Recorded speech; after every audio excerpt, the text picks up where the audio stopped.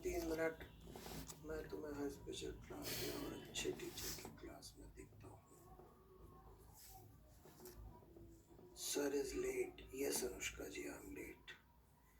अरे भूल नहीं सकते, मैसेज आते रहते भाई अन अकेडमी वालों के। 2-4 मिनट कभी कभी हो जाता है आगे पीछे। Sir is angry. अरे भगवान,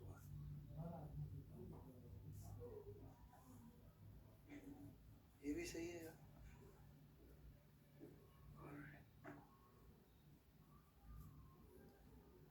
चलिए जी,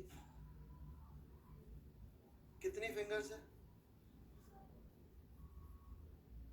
okay sir, waves next chapter है। नहीं जी, वेव हम लोग 12th में लेते हैं। वेव साउंड, वेव ऑप्टिक्स और मॉडर्न फिजिक्स, ये बढ़िया सीक्वेंस बनती है। और वेव में थोड़ी सी मैथ्स भी अच्छी लगती है, कैलकुलस वगैरह तभी तमीज से पढ़ा पाते हैं, तब लेते हैं। और कुछ?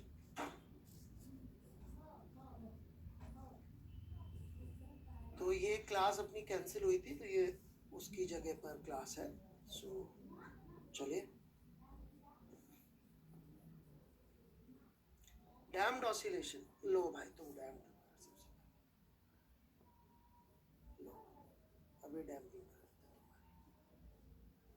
हैं तुम्हारी। Simple harmonic.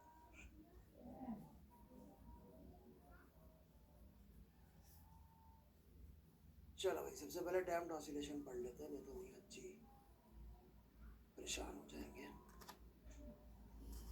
देखिए भाई, डैम्ड ऑसिलेशन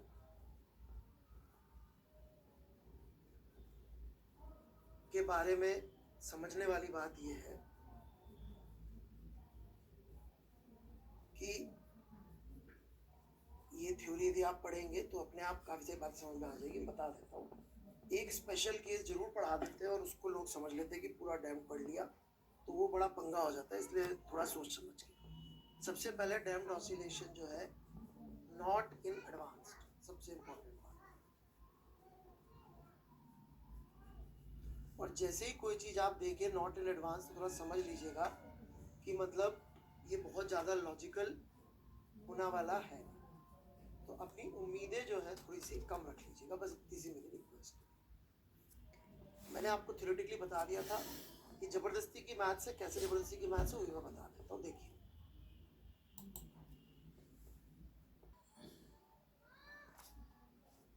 के बारे में समझने वाली बात यह है कि ये थ्योरी यदि आप पढ़ेंगे तो अपने आप काफी सारी बात समझ में आ जाएगी। बता देता हूँ, एक स्पेशल केस जरूर पढ़ा देते हैं और उसको लोग समझ लेते हैं कि पूरा डैम्ड पढ़ लिया, तो वो बड़ा पंगा हो जाता है। इसलिए थोड़ा सोच समझ के। सबसे पहले डैम्ड ऑसिलेशन जो है, नॉट इन एडवांस, सबसे इंपॉर्टेंट बात। और जैसे ही कोई चीज आप देखें नॉट इन एडवांस, तो थोड़ा समझ लीजिएगा कि मतलब ये बहुत ज्यादा लॉजिकल होने वाला है। तो अपनी उम्मीदें जो है थोड़ी सी कम रख लीजिएगा, बस इतनी सी मेरी रिक्वेस्ट है। मैंने आपको थ्योरेटिकली बता दिया था कि जबरदस्ती की मैथ्स है, कैसे जबरदस्ती की मैथ्स है वो भी मैं बता देता हूँ। देखिए,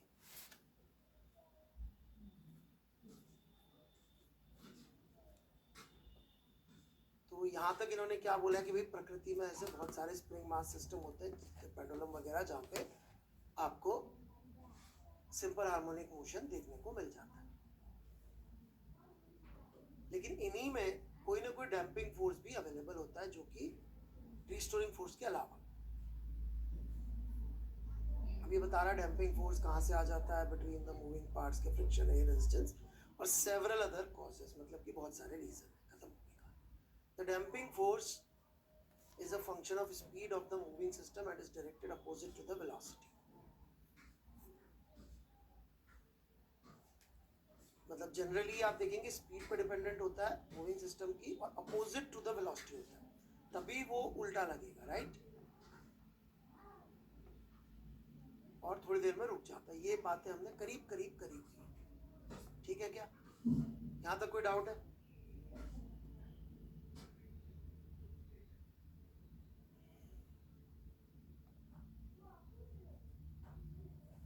मैं वेट कर रहा हूं।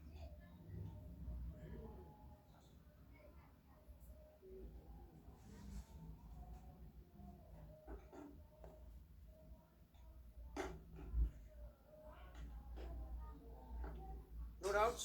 ठीक।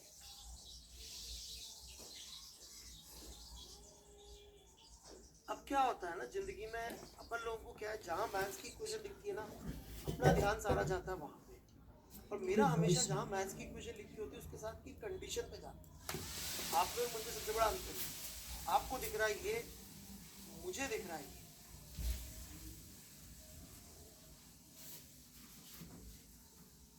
बहुत कॉम्प्लिकेटेड फंक्शन होता है स्पीड का, सही बात है, लेकिन बहुत सारे केसेस ऐसे जहां पर ये फंक्शन वैलिड होता है, बहुत सारों में होता है, सब में नहीं होता है। तो इसका मतलब जो मैं इसके आगे करने जा रहा हूँ वो एक specific case of damped oscillation में आपको कवर कर रहा हूँ। और कई लोग क्या करते हैं, इसी को समझ लेते हैं कि यही डैम्प्ड का फॉर्मूला है, और फिर बहुत प्रॉब्लम हो जाती है। स्पेशल केस है, स्पेशल केस, स्पेसिफिक केस है, ये जनरल सॉल्यूशन नहीं है डैम्प्ड ऑसिलेशन का, ये बात समझ के चलिएगा।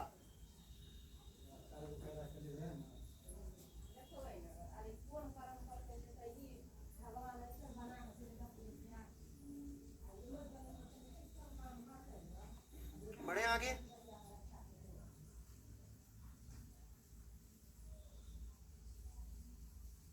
अब this equation can be solved using standard methods of calculus.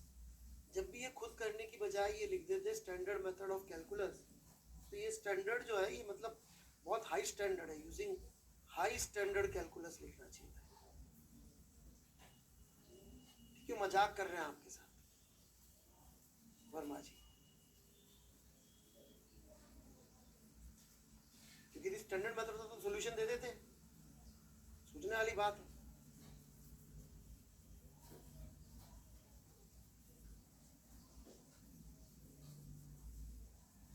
Second order की डिफरेंशियल इक्वेशन है,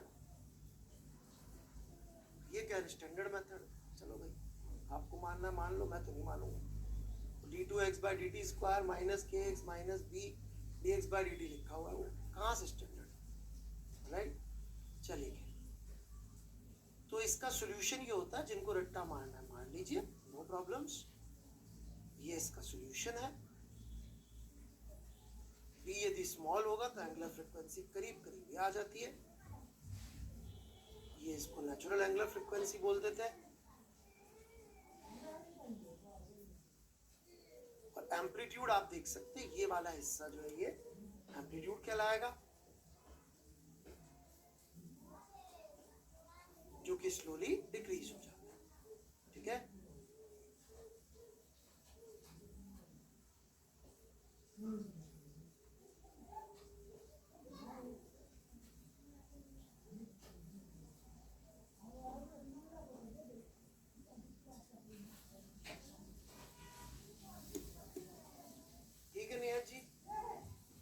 इससे ज्यादा जानने का प्रयास करेंगे तो फिर बहुत अच्छी कैलकुलस चाहिए होगी।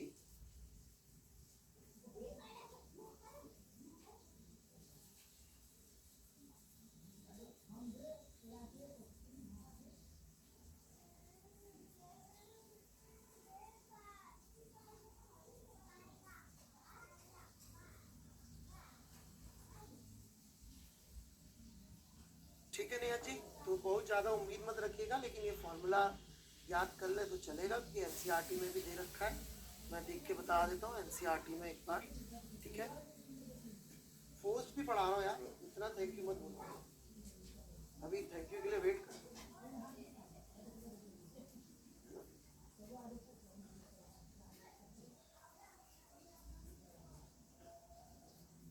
एक मिनट, एनसीईआरटी मुझे 11th की चाहिए ना।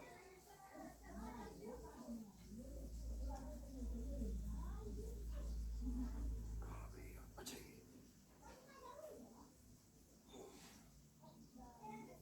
11th की पार्ट 1 में पार्ट 2 में है, पार्ट 1 में पार्ट 2 में।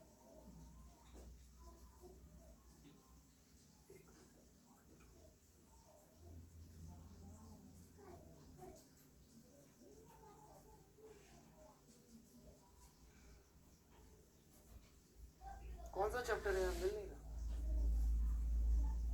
मुझे तो केटीसी आ गई यार, तुम लोग बेवकूफ बना रहे हो। मिल गया,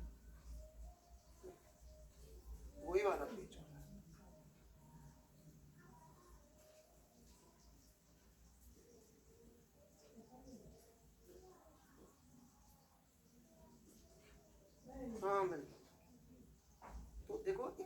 अपना काम चल जाता है। एनसीईआरटी वाले क्या है ना, थोड़े इमोशनल, क्योंकि ज्ञानी लोग हैं, उनको थोड़ा सा जहाँ पे जे एडवांस उनको इज्जत नहीं देता, उनको थोड़ी सी कमी रह जाती है, राइट।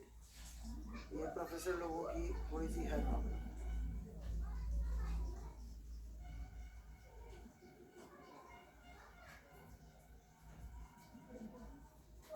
टीचर लोगों की होती है थोड़ी सी।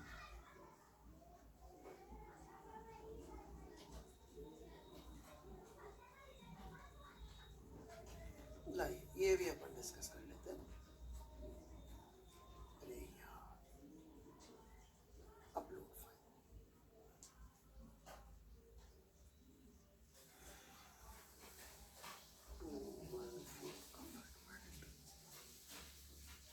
AIR for mains NCERT physics is important. Here, Sneha Jain, sir for mains NCERT physics is important.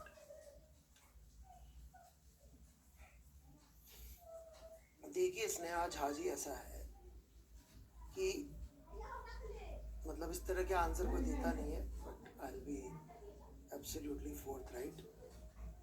जो भी जेई सिलेबस, एडवांस सिलेबस के बाहर की एक्स्ट्रा चीज़ें मेंस के हैं, हर साल एक तो वो कम होती जा रही हैं, पहली बात।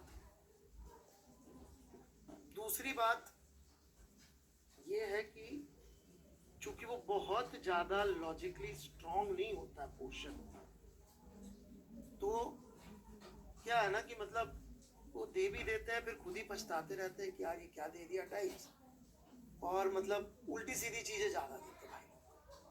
समझ रहे क्या मेरी बात? मतलब जबरदस्ती वाली चीज़, अपनी अक्ल दिखाने वाली बात करते हैं, तो फिर खुद ही परेशान हो जाते हैं। Are you getting what I am saying? तो खुद के लिए गड्ढा खोदने वाले काम वो लोग अक्सर करते हुए पाए गए। तो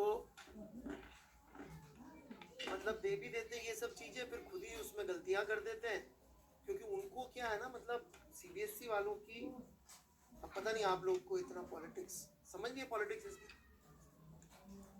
सुबह सुबह अपन को पॉलिटिक्स समझाते हैं।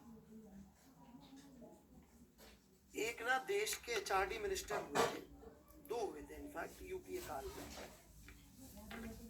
यूपीए मतलब अपने जब सरदार जी प्राइम मिनिस्टर थे, है ना,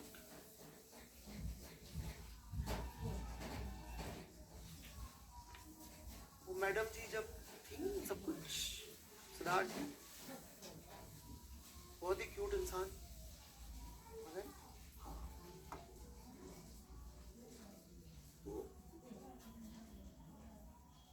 अबे नहीं, सरदार जी प्राइम मिनिस्टर थे और एक मैडम जी होती थी। अब आगे खुद सोचो, ऑलराइट। इतना दिमाग नहीं है तो पापा से पूछना, है ना। उनका एक बच्चा भी है, पप्पू करके बोलते हैं उसको प्यार से लोग, पप्पू की मम्मी, ऑलराइट।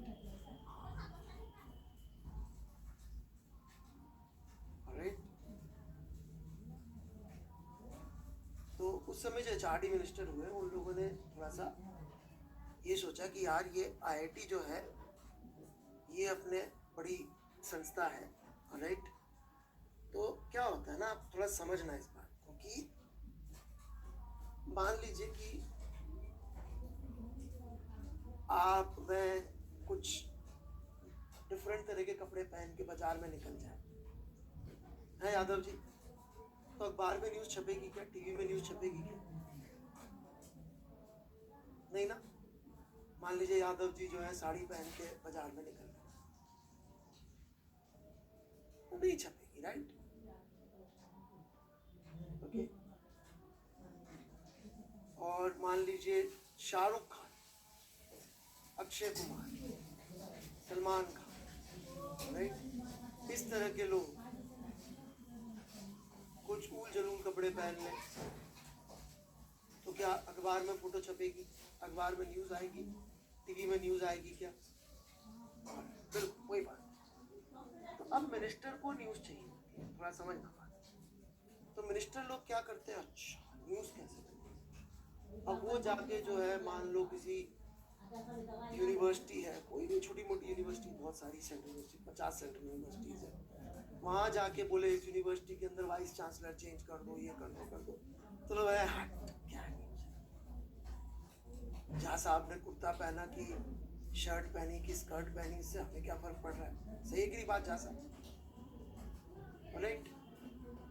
पर आईआईटी में जाके कुछ करने का ताकि न्यूज़ बने, तभी तो पप्पू की मम्मी देखेंगी ना आपको। पप्पू की मम्मी कैसे देखेंगी? कुछ करो। तो इन लोगों ने जाके जो है आईआईटी से पंगे करने शुरू कर दिए।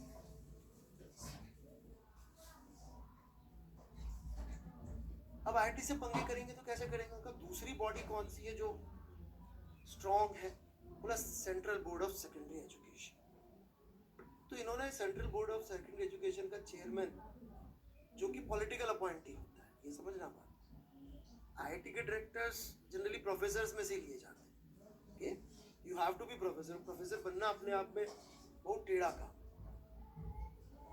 You have to have so many publications, so much research, जो इंटरनेशनल जर्नल में छपे, तो तब जाके इज्जत होती है, तब प्रोफेसर बनते हैं। फिर उस प्रोफेसर में भी डायरेक्टर बनना मतलब आपने कुछ एडमिनिस्ट्रेटिवली कुछ किया हो। सीबीएसई का चीज तो पॉलिटिकल अपॉइंटमेंट होता है। चार्टी मिनिस्टर कल से उठा के बोले कि झा साहब जरा आप सीबीएसई संभाल लीजिए, तो कल से झा साहब जो है आपका 10th का 12th का बोर्ड का पेपर ही फाइनल कर रहे हैं।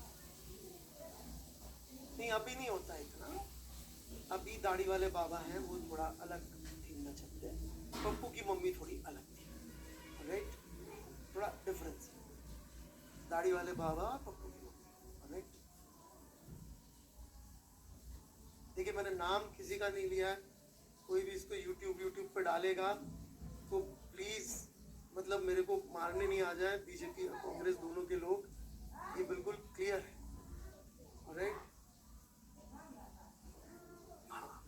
मतलब प्लीज, मेरी भी बच्चे वाले आदमी हूँ, बिल्कुल थोड़ा ध्यान रखिएगा, है ना? और तो उन्होंने क्या किया, सीबीएसई वालों को चढ़ाया, बेटा तुम ही लोगे अब से जेई का एग्जाम। इनफैक्ट एक एचआरडी मिनिस्टर था, उसने बोला जेई होएगी ही नहीं। भाई ने डिक्लेयर कर दिया जेई अबॉलिश्ड। समझे मेरी बात? अब वो पढ़े लिखे तो होते नहीं है, राइट? हाँ बिल्कुल, ये मैंने देखा भाई। 2000 कौन था वो, बहुत बड़ा वकील है देश का, कानून ही नहीं पढ़ता बस।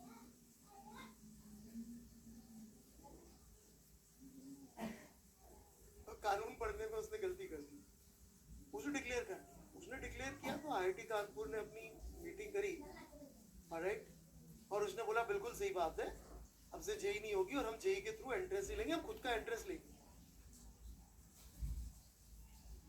सेक्रेटरी चौका, उसने बोला ये क्या कर दिया आईआईटी कानपुर ने? उसने चेक किया, बोला साहब लिखा है कानून में कर सकती है आईआईटी, इट इज फ्री। तो उसका दिमाग घूमा। फिर मालूम पड़ा आईआईटी बॉम्बे भी अपनी वो कर रही है मीटिंग। तो एचआरडी मिनिस्टर जो भी थे और जो सेक्रेटरी थे, उन्होंने बोला भाई साहब क्या कर दिया आपने, आईआईटी को आजाद डिक्लेयर कर दिया, और आजादी का प्रावधान 1961 के जेई जो आईआईटी का पार्लियामेंट एक्ट है, 1960s का एक्ट है, आईआईटी एस्टेब्लिशमेंट एक्ट, उसमें लिखा है इनके पास पूरी फ्रीडम है। तब वो बोला नहीं, गलती हो गई साहब, हम थोड़ा सा सोचते हैं। तो ये लड़ाई जो है सीबीएसई और एडवांस जेई वालों की सालों साल की चले आ रही है, राइट? तो ये उसका परिणाम है कि निहन जी वाज सो कंसर्न कि यार डैम सिंपल हार्मोनिक, और फिर इसके ऊपर इतना सारा। अभी जैसे कि क्या होता है ना, एक चैप्टर होता था सेमीकंडक्टर, राइट? उसमें सबसे डिफिकल्ट पार्ट होता है ट्रांजिस्टर। अब ट्रांजिस्टर सारी ऐसी भयानक चीज है कि उसकी मैथ्स और फिजिक्स दोनों समझाना मुश्किल। वो सालों तक मैं तड़पा हूं उसकी वजह से, क्योंकि मैं एक चीज समझाऊंगा बच्चा दूसरी चीज पूछेगा, दूसरी चीज समझाऊंगा बच्चा तीसरी चीज पूछेगा। अभी दाढ़ी वाले बाबा जब से आए हैं, उन्होंने थोड़ा सा बोला यार तुम करो अपना काम, काहे लड़ रहे हो, तुम अपना संभालो। सीबीएसई को बोला तुम साले 4th 5वीं 6th में स्कूल तो सही कर लो पहले, तुमको कहा है आईटी से पंगा करना, वो अपना काम कर रहे। तो बाबा जी का थोड़ा सा फिर भी इस मामले में ठीक है। पप्पू की मम्मी में तो बहुत प्रॉब्लम था लास्ट के 4-5 साल।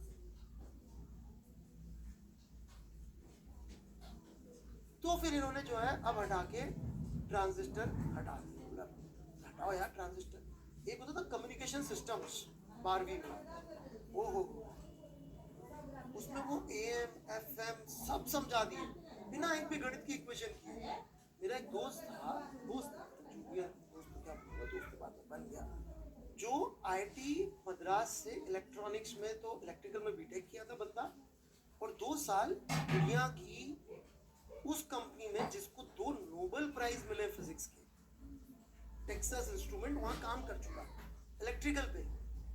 उसको नोबेल प्राइज नहीं मिले, उस कंपनी में काम किया टेक्सास इंस्ट्रूमेंट, जिसने मतलब दुनिया में बहुत सारी बेसिक सेमीकंडक्टर डिवाइसेस बनाए। एनालॉग की आज भी माई बाप है ये। अबे टेस्ला ने टेक्सास इंस्ट्रूमेंट, कमाल आदमी। ऑलराइट, वहां पे वो रिसर्च पेपर पब्लिश कर चुका, वो पढ़ाने आया फिजिक्स। मैंने उसको पकड़ा, मैंने कहा भाई ये ट्रांजिस्टर समझा दे मेरे को जो इसमें लिखा हुआ है, बन बेशरम। वो मुझसे पढ़ता था फिजिक्स कैसे पढ़ानी है, मेरी क्लास में बैठता था। मैं उसके पास पहुंच गया, भाई तू मुझे ये पढ़ा दे, ये क्या होता है। उसने ट्रांजिस्टर देखा, NCERT, बोला सर इसमें जो लिखा और असलियत तो इतनी अलग है सर, मैं नहीं पढ़ा पाऊंगा, मुझे माफ कर। फिर एक बार मेंस वालों ने सवाल दे दिया ट्रांजिस्टर, मैंने फिर उसके पास भेजा कि यार ये जरा सॉल्यूशन दे दे इसका। बोला सर सवाल कर रहे थे, पॉसिबल ही नहीं जो बात कर। तो समझ में आई बात। जो भी एडवांस के अलावा वाले टॉपिक्स हैं मेंस के, उस पे मेरी कोई गारंटी नहीं है कि मैं सही पढ़ा पाऊंगा। ऑलराइट, उसके अलावा मेरी ना ये गारंटी है कि जेई वाले मेंस वाले सही आंसर्स देंगे। उनके जब आप सवाल सॉल्व करें तो ऊपर वाले को याद करें कि ठीक है भाई मेरी किस्मत है, ABCD चुनने से पहले गणेश जी का नाम ले लें। ऑलराइट, नहीं न्यूटन काम नहीं करेगा, है ना। गणपति जी का नाम लेके टिक करें। जब भी कोई मेंस के इस तरह के सवाल आ जाए उन जरूर, मैं कोई गारंटी नहीं ले सकता। ये बड़ा भारी पप्पू की मम्मी का फैलाया हुआ लफड़ा है। राइट,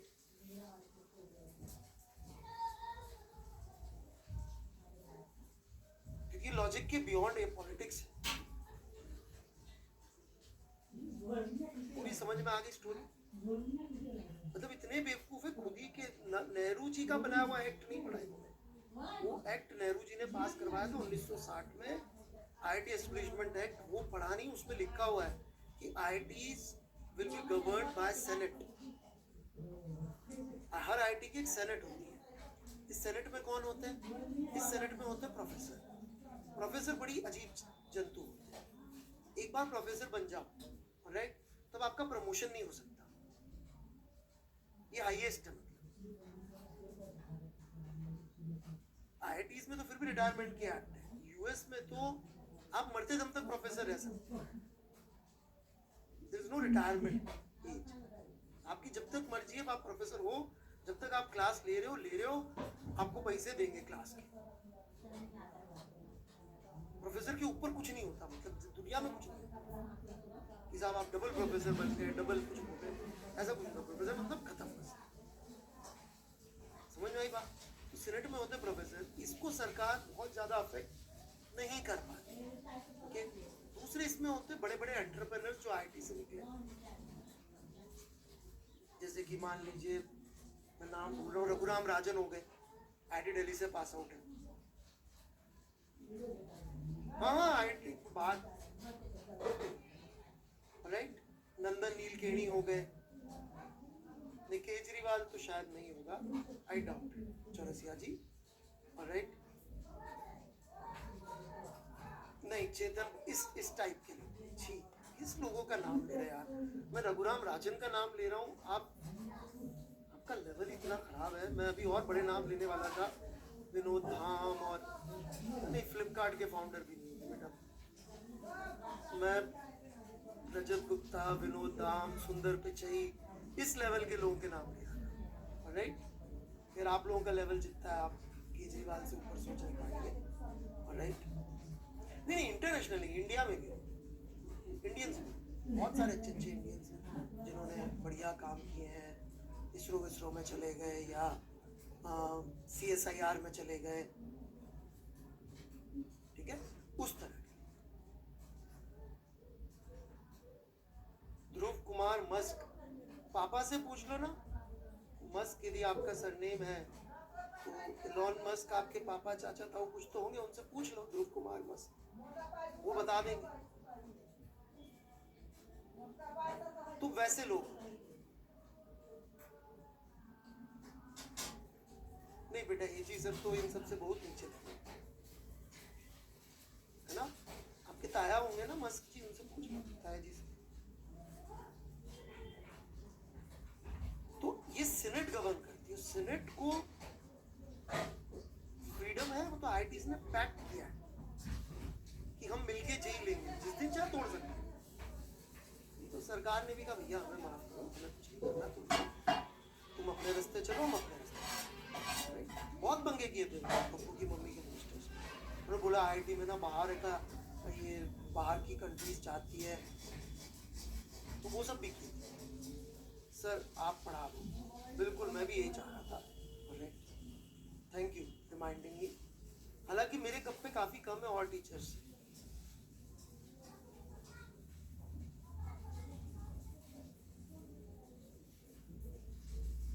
है ना। हमारी सर है बहुत सॉफ्ट स्पोकन। चलिए, बहुत प्यारे सर है, बड़े आगे। सुबह सुबह इतना ज्ञान दे रहा हूँ, एक तो मैं आपको देश का, दुनिया का,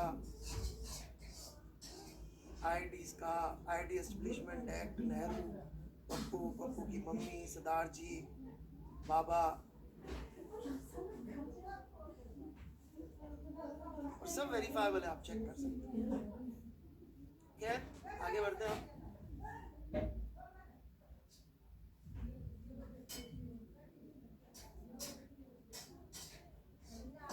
हाँ जी, चल रहा है जी, बिल्कुल 2023 का कोर्स मार्च में वापस से शुरू होगा। चलिए जी, damping force on the nature of surrounding medium, the block is immersed in a liquid, the maximum damping force will be much greater and dissipation of very much faster, generally proportional to velocity of the ball. ये लिखा है, generally है, हमेशा नहीं। ये force की equation आ गई, ये डिफरेंशियल इक्वेशन आ गई।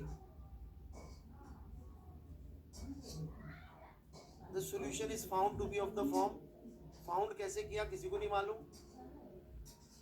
गहरा राज है ये जो छाती में दफन है सबके, राइट। CBSE बोर्ड के चेयरमैन की या जो भी बड़े लोग होंगे, इसको क्यों दे रखा है, no idea, right. XT is not strictly periodic because of the factor this.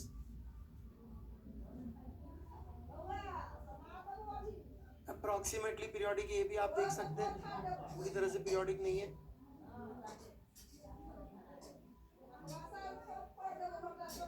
ये आप देख सकते हैं क्योंकि साथ में ये भी आ रहा है, ठीक है ना। और ऐसे डैम्पिंग होती चली जाती है। फिर ये फॉर्मूला लिख दिया, एम्पलीट्यूड के बेसिस पे बनेगा फॉर्मूला हमेशा, ये बड़ी इंपॉर्टेंट चीज है। Mechanical energy of the undamped oscillator is this. For a damped oscillator, the amplitude is not also depends on the time for damp. Small damping लिखा हुआ है बार बार, ये आ जाता है फॉर्मूला। Much less than 1, ये बड़ी अच्छी अच्छी बातें इन्होंने बता रखी है। लिखा सब बढ़िया है पर इसमें का सवाल बनाना बड़ा मुश्किल है। और x का मतलब देख लेना, डिस्प्लेसमेंट फ्रॉम इक्विलिब्रियम है, kx वाला x नहीं है, ये mg माइनस ky करके फिर निकाला हुआ वाला है, ठीक है ना। चलिए जी, चलिए एक सवाल कर लीजिए, जब इतनी बात हो रही है तो मैं ब्रेक लेके आता हूँ थोड़ा सा। यू ट्राई 14.10 जल्दी से, ठीक है। जा जी पहले ट्राई कर लीजिए स्नेहा जी, फिर बात करते हैं आपसे। ये तो लोग वैसे मेरे ऊपर आरोप लगा रहे हैं कि आप लोग मार रहे हो पढ़ाने में, है ना। अब मैं पढ़ाऊंगा, सिर्फ पढ़ाऊंगा और कोई बात नहीं करूँगा, ठीक है।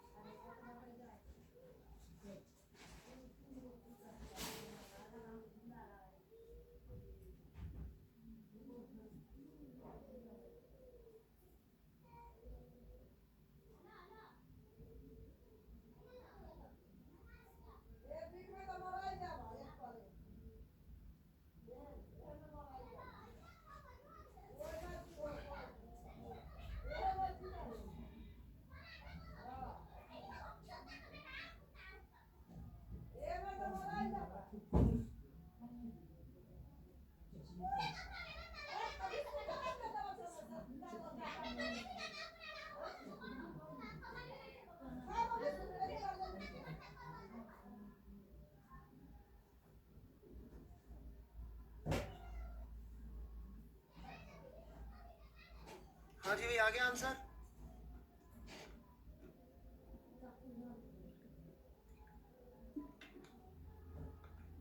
निगत जी,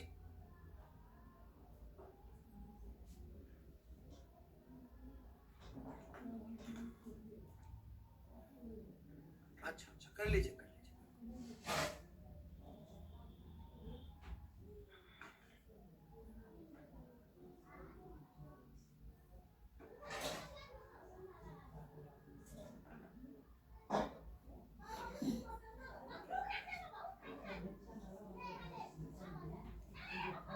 अर्ली एंथूस और एडवांस एंथूस में क्या होता है? अरे आप वो एक ही कोर्स है, आप ज्वाइन कर लीजिए स्नेहा जी, इतना मत करिए, इतने सवाल जवाब मत करिए।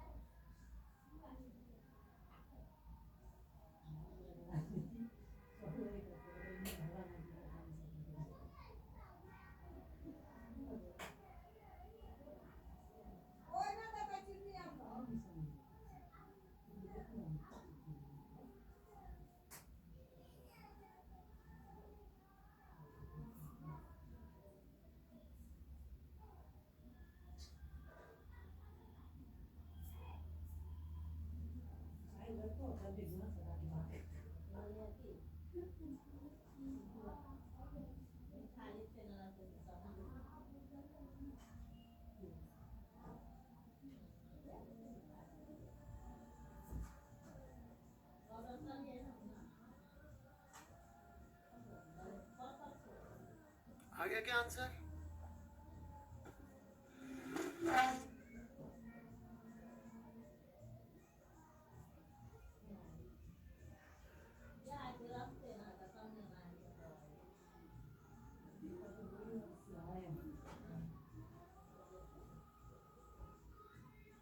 देख सकते स्ट्रेट फॉरवर्ड फॉर्मूला एप्लीकेशन थी 0.3 सेकेंड। पहले मैं तो यही पूछा था कि period of oscillation, time taken for its amplitude of vibrations to drop to half of its initial value. तो आप फंक्शन देखेंगे तो ई की पावर वाला फंक्शन आता है, राइट। ये रहा एम्पलीट्यूड का फंक्शन, ए इंटू ई की पावर। तो ये अभी आप लोगों ने एक्चुअली केमिस्ट्री में पढ़ा नहीं है, नहीं तो ये हाफ लाइफ करके सीधे सीधे हो जाता था। Time amplitude drops to half वो लॉग हाफ कर दिया टाइम के अंदर तो आ गया। फिर पूछा है कि time taken for its magnitude drop to half of its initial value, तो उसमें एम्पलीट्यूड की वैल्यू को जो है आपको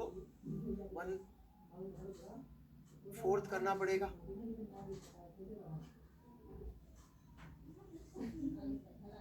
1/√2 करना पड़ेगा, ठीक है ना, हो गया सर।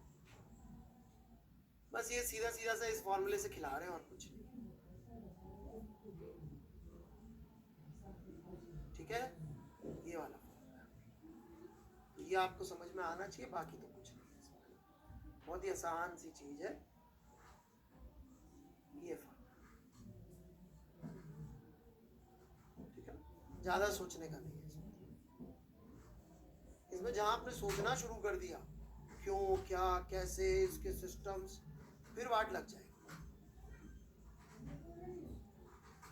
ठीक है जी, फोर्स्ड ऑसिलेशन देख लेते हैं।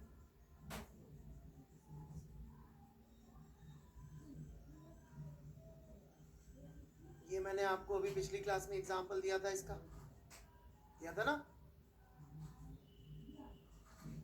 शायद एच वर्मा से, पता नहीं पिछली या जब भी दिया था। अरे नहीं, ऐसे चल तो मैं 13 में पढ़ा रहा हूँ, सॉरी कंफ्यूज। हाँ रोलर वाला सर।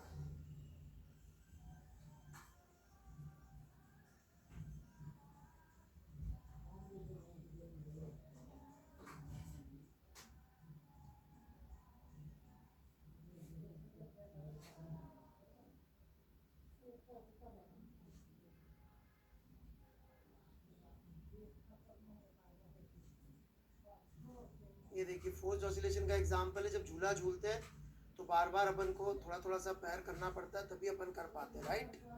तो ये एग्जांपल हो गया फोर्स्ड ऑसिलेशन। तो एक एक्सटर्नल फोर्स ये मान लिया गया है और एक लीनियर रिस्टोरिंग फोर्स भी है, एक वो फोर्स भी है जो क्या नाम से इसको बैलेंस कर रहा है, मतलब सॉरी अपोज कर रहा है, डैम्पिंग, और ये फोर्स वाला है ड्राइविंग। फिर और भयानक डिफरेंशियल इक्वेशन आ गई है,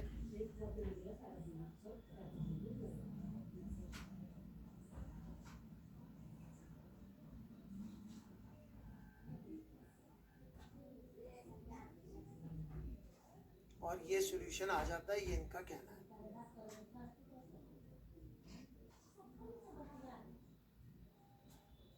फोर्स के अंदर तो वो एम्पलीट्यूड मेंटेन रखता है ना, फाइनल सॉल्यूशन देखो ना, एम्पलीट्यूड मेंटेन्ड है, वेरिएबल नहीं, वो डाई डाउन हो जाता है।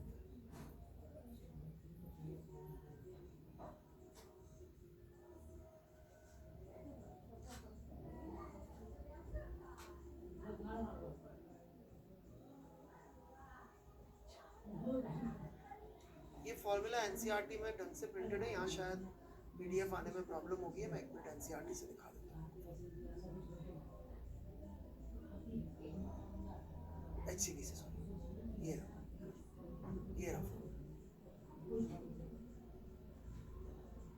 ठीक है। Omega naught natural angular frequency और ये ओमेगा डैश करके, ठीक है। तो यहाँ क्या हो रहा है, डैम्पिंग भी हो रही है और फोर्स भी हो रहा है, तो वो कंपनसेटरी फोर्स ऑसिलेशन। जैसे कि अपन वो वाला एग्जांपल, एक फोर्स ऑसिलेशन का जो एग्जांपल था, उसमें कमी ये है कि उसमें एक्चुअली रीस्टोरिंग फोर्स थोड़ा सा अलग चीज हो जाती है, बट यदि अपन इसको सिस्टम ले लें तो यहाँ पे जो एक्सटर्नल टॉर्क ड्रिवन है और फ्रिक्शन है इंटरनल, वो आपके हो गए डैम्पिंग और फोर्स्ड ऑसिलेशन वाली चीज, ठीक है। बट वो इस सिस्टम में फिट नहीं बैठता, वो इसके हिसाब से नहीं बैठेगा, ये इक्वेशंस, ये थॉट प्रोसेस नहीं बैठेगा कि वहाँ पे 3 एजेंट होने चाहिए एक्सटर्नल ड्राइव करने वाले। यहाँ देखा जाए तो एसेंशियली एक ही external driving agent, friction internal ले लो, वो डैम्पिंग हो जाएगी, बट और वो पीवी वाला भी नहीं है, तो ये वाली मैथमेटिक्स उधर वैलिड,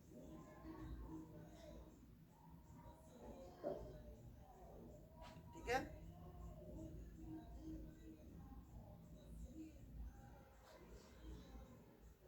तो ये एम्पलीट्यूड का फॉर्मूला उधर से ले लिया आपने, ये फॉर्मूला दे रखा है इसका, where M is mass of the particle, ये सब चीजें।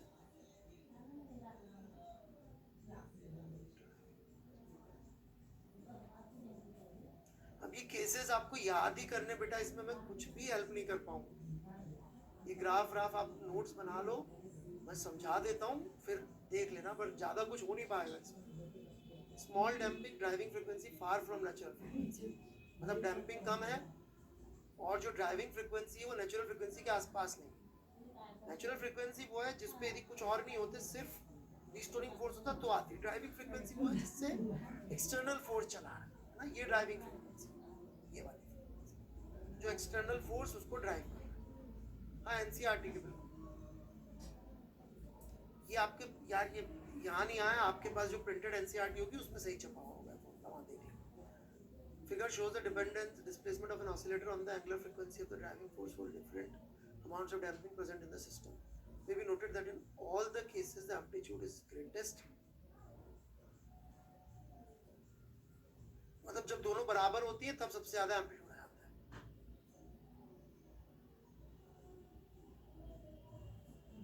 ये पीक कब नैरो हो रही है, ये आपको एज ए स्टेटमेंट याद करना है। इसका कोई लॉजिक वॉजिक कहीं नहीं मिलेगा, बता रहा हूँ ना मैं। ये जबरदस्ती की पॉलिटिक्स वाली बात है। ऐसी चीजें रखी है जिनकी मैथ्स इनके पास खुद के पास नहीं है, ये खुद एक्सप्लेन नहीं कर पाएंगे मैथ्स। मतलब अच्छी खासी फिजिक्स की किताब लिखी है, उसकी वाट लगाने वाली बात है।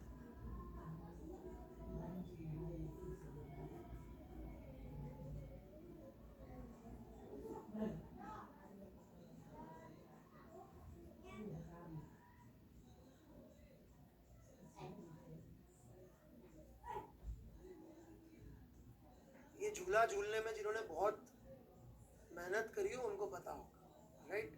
अब ये आजकल के बच्चों के हिसाब से बैठते नहीं, पता नहीं आप में से कितने बच्चे झूला झूला है इतने ध्यान से कि देखो बहुत ऊपर तक जाना है, राइट। आजकल तो मोबाइल पे वो गेम वेम खेलते रहते बच्चे। चलो झूला झूला है तो ये वाला पॉइंट समझ में आता होगा आपको कि भाई वो जब नीचे पहुंचते तब जोर से पुश करना।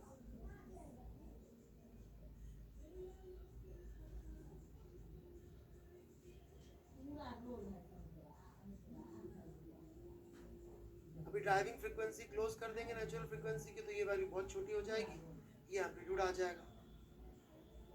कुछ भी नहीं है बेटा, नहीं देंगे वो। मैं यार अब समझ ही नहीं रहे तुम बात। आपको यदि पप्पू की मम्मी को इम्प्रेस करना हो तो लॉजिकल काम करोगे कि इलॉजिकल काम करोगे? चलो बताओ, खुद बताओ। फिर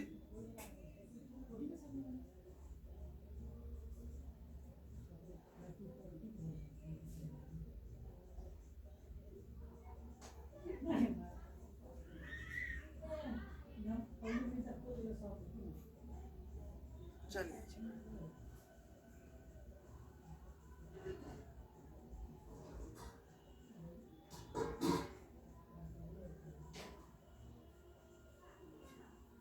The phenomena of increase in amplitude when the driving force is close to the natural frequency of the oscillator is called resonance. बस इतनी सी कहानी।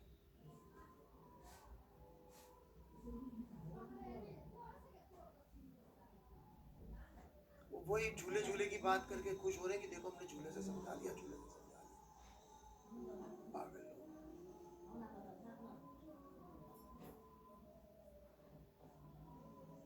ठीक है, पढ़ लेना यार, ये बोरिंग सा काम है। पर ये एक्सपेरिमेंट बड़ा इंटरेस्टिंग होता है, ये वाला एक्सपेरिमेंट। ये बता देता हूँ, ये मैंने किया हुआ है, मतलब बड़ा इंटरेस्टिंग कहानी है।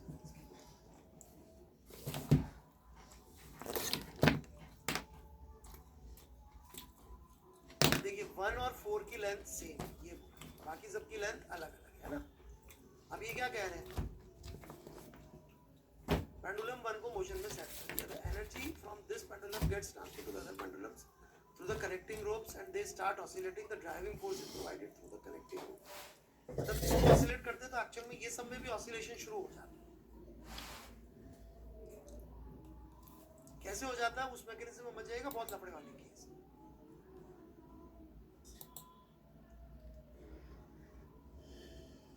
वो अपनी नेचुरल फ्रीक्वेंसी में करेंगे लेकिन ऑसिलेट। ऑसिलेशन की फ्रीक्वेंसी तो आपकी 2π√L/g से आएगी टाइम पीरियड, तो ये अलग फ्रीक्वेंसी में ड्राइव कर रहा है, ये अपनी नेचुरल फ्रीक्वेंसी अलग रखे हुए। तो इनमें आप देखेंगे कि they first start oscillating with their natural frequency oscillation different amplitudes but this motion gradually damped and not sustained, थोड़ी देर में खत्म हो जाएगा।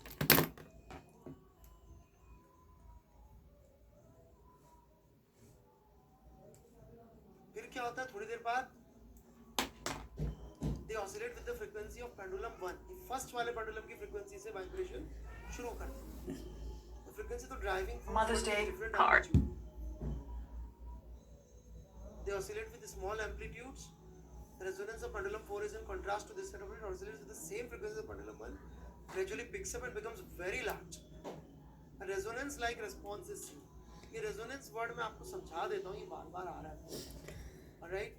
जिन लोगों को लगता है मैं नहीं पढ़ा रहा हूँ ध्यान से, तो वो लोग चाहें तो राम राम जी की. Alright? कोई चटर्जी बनर्जी मुखर्जी है क्या इधर? घोष. अरे शर्माओ मत यार, कोई नहीं.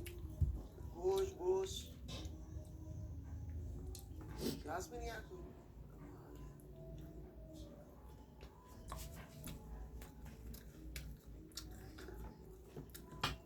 चलो अच्छा नहीं है तो कोई बात, और भी अच्छी बात. ओके, थोड़ा फ्रीडम से बात करें. तो मैं दिल्ली में पढ़ता था जब. हाँ जी, है ना. मैं शुरू करने से पहले ही बता दूं, according to me greatest Indian leader was Subhash Chandra Bose. According to me greatest Indian cricket captain was Sourav Ganguly. है ना, मैं बिल्कुल क्लियर कर. और मिष्टी दोई से अच्छी मिठाई नहीं होती. अरे मेरे को लगता है ना यार, तुम्हें धोनी लगता है जहाँ, तो तुम्हारी प्रॉब्लम, मतलब तुम कुछ रहो.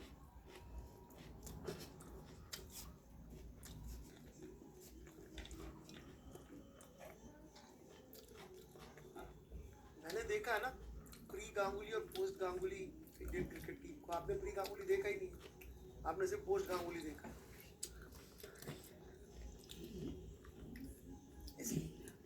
ठीक है. तो हैविंग सेड दैट, मैं आई दिल्ली में जब पढ़ता था तो हमारे डिपार्टमेंट में प्रोफेसर्स के नाम थे मुखर्जी, चटर्जी, बनर्जी, घोष, सेनगुप्ता, सेन, करेक्ट, बोस, बसु लिखते थे बोस. ये सब सर नेम थे हमारे डिपार्टमेंट. मतलब पूरा बंगाली प्रोफेसर्स थे. तो ऐसे अटेंडेंस चलती. अटेंडेंस कैसे चलती थी? रोल नंबर से. 95291, 9529295, 296 पे शायद बंगाली बच्चा था. ओके, उसका नंबर नहीं बोलते थे. घोष, हेमनाचु, भालो सर, भालो सर.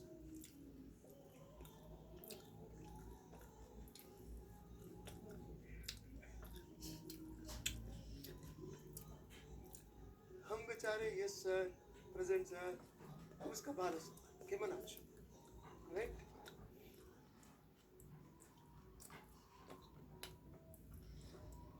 मतलब ये हालत. बाद में आईटी दिल्ली में स्टूडेंट्स भी मिले, बंगाल से आए हुए. ये तो लिटरली मैंने देखा. मतलब मेरा एक दोस्त बोलता है मेरी बर्थडे, चलो मैं ट्रीट देता हूँ करके. मैं था, एक बंगाली था, वो था, हम तीनों जा रहे. अब आईटी में कोई खिला पिला रहा हो फ्री में, वैसे बड़ी मुश्किल की बात है. वो बेचारा 3rd ईयर 4th ईयर की बात होगी, लोग उस समय थोड़े अकेले थे, तो फ्री में खिला रहा, बिना मांगे ट्रीट दे रहा बंदा बर्थडे. उधर से सामने से एक बोंग बोंदू आ गया. तो जैसे ही बोंग बोंदू आया, ऑलराइट, इसने इस बोंग बोंदू से हेमनाचो किया. थोड़ी देर में देखता हूँ मैं मुड़ के, हम दोनों ही रह गए. वो दोनों तो पीछे, उसको ट्रीट से मतलब नहीं है, उसको बंगाली बोलने से मतलब. समझे? इसको बोलते रेजोनेंस. क्या बोलते हैं इसको? रेजोनेंस. थोड़ा तो उसी तरह से समझाता हूँ. कैसी बात कर रही है? आपके पापा के दोस्त थे तो बुरे आदमी क्यों होंगे? आपके पापा बुरे लोगों से थोड़ी दोस्त थे. क्या था सिस्टम? वहाँ जम के बैठते हैं या खिसकने की सोचते हैं?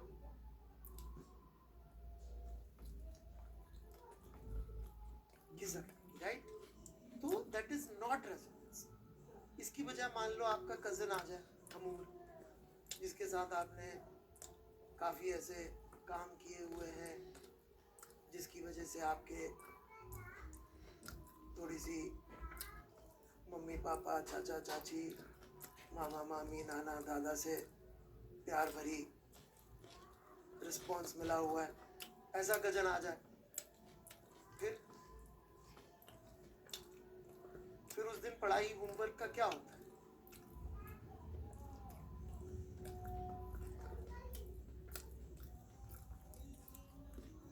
भूल जाते हैं। उसके साथ वक्त बिताने में टाइम कितना कैसे बीतता है, कहां से कहां बात निकल जाती है, पता पड़ता है क्या?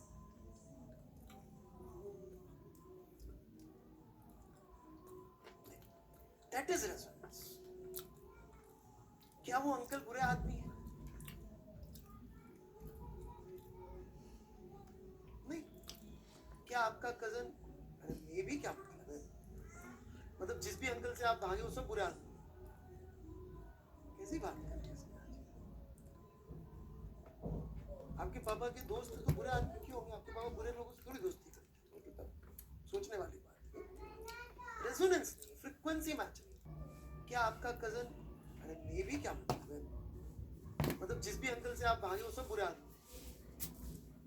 कैसी बात कर रहे हैं? आपके पापा के दोस्त तो बुरे आदमी क्यों होंगे? आपके पापा बुरे लोगों से थोड़ी दोस्ती करते हैं, मतलब सोचने वाली बात है। Resonance, frequency match. समझे नहीं समझे? तो रेजोनेंस होता है फ्रीक्वेंसी मैच होना, कि यार मेरी इससे बहुत अच्छी फ्रीक्वेंसी मैच होती है। जो आपके बेस्ट फ्रेंड होते हैं, फ्रीक्वेंसी मैच। फ्रीक्वेंसी मतलब क्या होता है?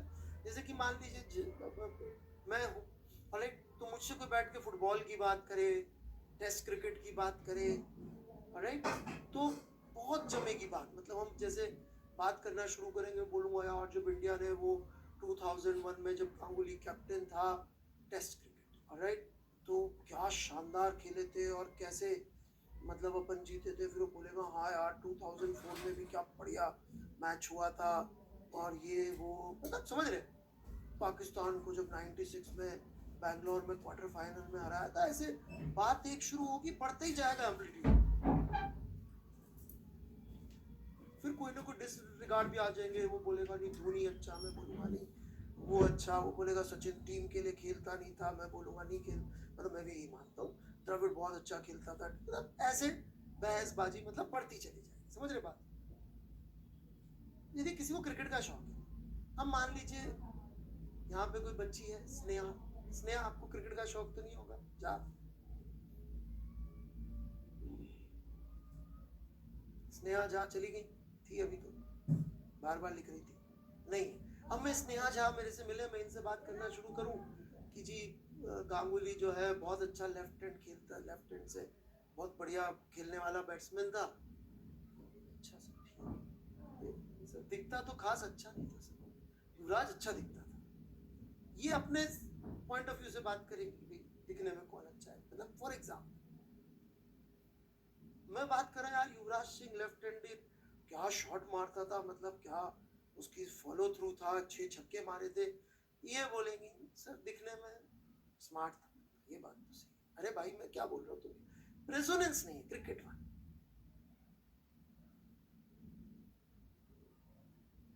बात समझ में आई? दैट इज रेजोनेंस, है ना? ये तो सबसे बढ़िया एग्जांपल था रेजोनेंस का। पापा का कोई दोस्त आया वो और आपका दोस्त आया वो, उसमें जो अंतर है ना बस वही होता है फ्रीक्वेंसी मैच। और नेचुरल फ्रीक्वेंसी होती है लोगों की अलग अलग,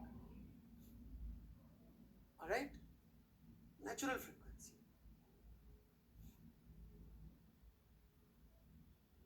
तो वो नेचुरल फ्रीक्वेंसी का यदि हम आपको इनपुट देंगे, यहाँ क्या हो रहा है, इसकी एक नेचुरल फ्रीक्वेंसी है, इसका जब इसको इनपुट मिल रहा है तो ये जोर जोर से ऑसिलेट कर रहा है। समझिएगा मेरी बात, जोर जोर से ऑसिलेट कर रहा है। और जब इसको ये इनपुट मिलना बंद हो गया तो नहीं करेगा। ऐसा नहीं है खुद से बड़े बड़े करने लग जाए, पागल नहीं है। जैसे कि मान लीजिए मुझे क्रिकेट का कितना ही शौक है तो मैं खुद से थोड़ी बात करूंगा, खुद से बात करो तो पागल है आप, ऐसे ही खुद से ऑसिलेट नहीं करेगा।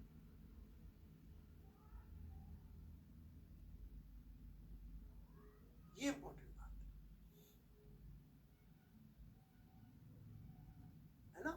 एक्सटर्नल ड्राइविंग वाला चाहिए होता है, कोई आके बात करेगा। भाई कोई बंगाली कितना ही धुर बंगाली हो, ऐसे थोड़ी खुद से बंगाली में केमन आचे बालोचे करता रहेगा। कोई होना चाहिए ना पूछने वाला केमन आचे, तभी भालो बोलेगा।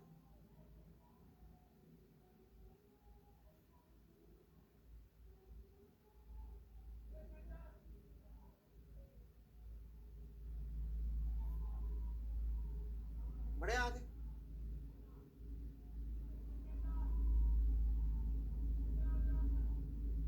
resonance होता है। You will see examples of such system, vibrating string air column in next chapter, ये हम पढ़ाएंगे। Any mechanical structure like a building, a bridge or aircraft may have several possible natural frequencies. Several possible natural frequencies, several topics that you may be interested in. है भाई स्नेहा झा जी,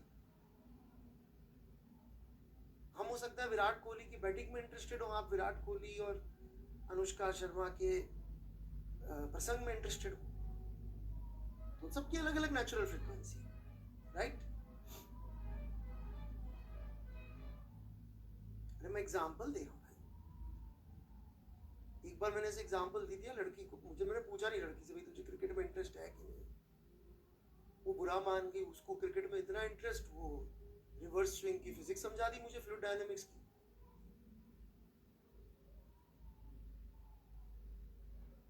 और सब wrist position की बात करने लगी। मैंने कहा माता जी माफ करो, गलती हो गई, आगे से पूछ के बात करूंगा मैं, ऑलराइट।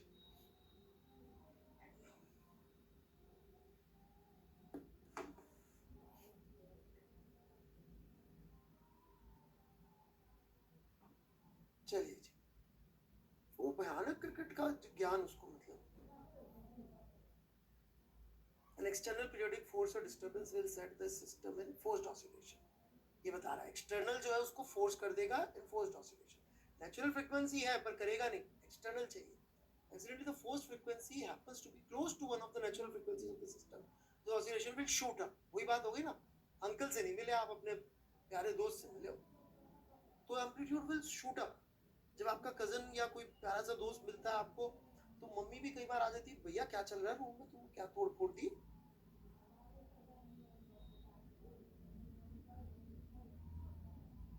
अपन छुट्टी में नानी के यहाँ जाते थे, दादी के यहाँ, तो वहाँ पे कोई कजन हो तो वहाँ पे मतलब घर के बड़े लोग बेचारे पनाह मांग जाते थे, क्योंकि आपका रेजोनेंस इतना ज्यादा होता था कि एम्पलीट्यूड मतलब ऐसा बढ़ जाता था कि पूरा घर की मतलब तोबा तोबा हो जाती होगी, right. So that is an example.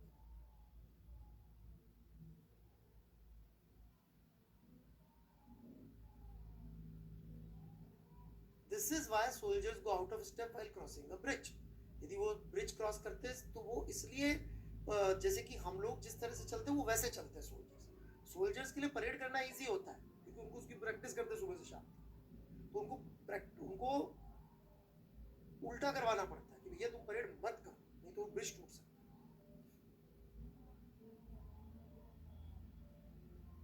इसी तरह से बोल रहा है, for same reason an earthquake will not cause uniform damage to all buildings in an affected area even they are built with the same strength material, क्योंकि हर building की natural frequency अलग अलग होती है जिस पे वाइब्रेट करेगी। ये मैंने प्रैक्टिकली एक्सपीरियंस भी किया हुआ है। आईआईटी दिल्ली का एग्जांपल दूंगा फिर से। आईआईटी दिल्ली ना साउथ दिल्ली में है, थोड़ा दूरी पर ही एयरपोर्ट भी है, जो इंदिरा गांधी इंटरनेशनल एयरपोर्ट है, पास में ही है वहां से दिल्ली। तो हवाई जहाज रेगुलरली उड़ते रहते हैं, आईआईटी दिल्ली के ऊपर से निकलते, थोड़ा ठीक मतलब बहुत ऊंचा नहीं होते वहां से। तो मैंने क्या ऑब्जर्व किया कि हमारा जो रूम था पहले फर्स्ट ईयर का, उसमें रूम की एक पर्टिकुलर खिड़की का विंडो पैन पूरी तरह से वाइब्रेट करता है, सिर्फ एक विंडो पैन, क्योंकि उसकी सेटिंग कुछ ऐसी थी कि वो नेचुरल फ्रीक्वेंसी प्लेन की फ्रीक्वेंसी से मैच होती थी। फिर मैंने थोड़ा सा और ऑब्जर्व किया, थोड़ा उस जमाने में ऐसे फोकट थे, साइंटिस्ट टाइप का दिमाग लगाने की कोशिश कर रहे थे, तो एक और चीज ऑब्जर्व करी कि वो जनरली एक पर्टिकुलर टाइप की प्लेन पे ही करते थे वाइब्रेट। एज इन मतलब कि बोइंग का प्लेन या एयरबस का किसी का कोई प्लेन अब जो भी दिख रहा था नीचे से, तो वो चेक किया तो उसी प्लेन के हो, क्योंकि जो उसकी इंजन की फ्रीक्वेंसी जो भी उनमें से कोई एक फ्रीक्वेंसी इस विंडो पैन की फ्रीक्वेंसी से मैच होती थी।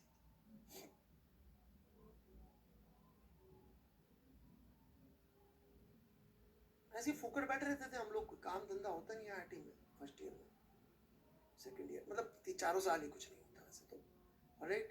तो ऐसी फालतू की रिसर्च करते रहते थे, यूजलेस बिल्कुल। तो दूरबीन लेके देख रहे हैं कि अच्छा हाँ एयरबस वाला प्लेन, ऐसे साइंटिस्ट बनने के ख्वाब थे उनको।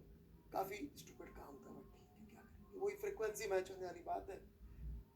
एक मेरी जैसा पागल और मिल गए, 2 3 4 पागल ऐसे और मिल गए, तो बैठ के ही रिसर्च कर डाली, रेजोनेंस। सी कोई सही दिमाग वाला आदमी तो बोलता क्यों टाइम वेस्ट कर रहे हो, कुछ पढ़ लो, एग्जाम में ये थोड़ी आएगा, राइट। बट ऐसी डिस्ट्रक्टिव माइंडसेट, तो बस यही करने काम है।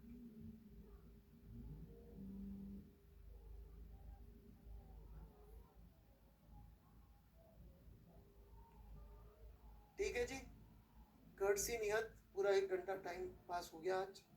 आई एम सॉरी, बट ठीक है यार, अभी क्या करेंगे, बच्चा 11वीं में है, ये बड़ा गंदा सा टॉपिक है, समझा सकते नहीं है इसको, बहुत ज़्यादा मैथ्स है नहीं इसकी, ऐसी कपोड़ेबाजी है इसमें, है ना। लेकिन मैं रेजोनेंस जब वेव में आएगा तो मैं वेव में समझा दूंगा बहुत अच्छी तरीके से, बंगाली तरीके से ही समझा दूंगा और नॉन बंगाली तरीके से।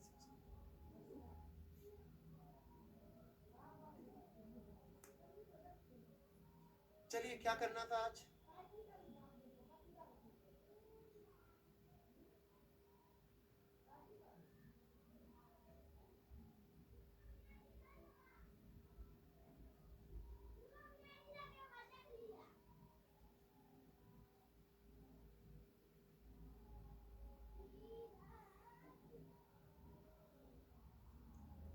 हाँ जी, हाँ जी, इसमें आज पूरा पढ़ाएंगे जी, है ना। और ऐसे गप्पे वप्पे नहीं मारते, है ना। जनरली मैं सीरियसली पढ़ाता हूँ, आप परेशान मत होइएगा।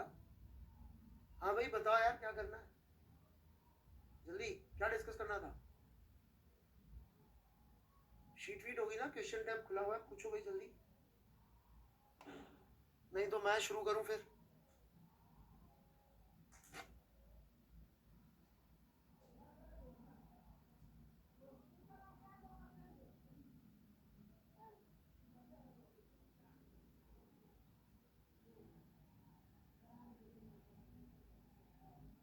जल्दी बोलो, मुझे करना है, क्या करना है?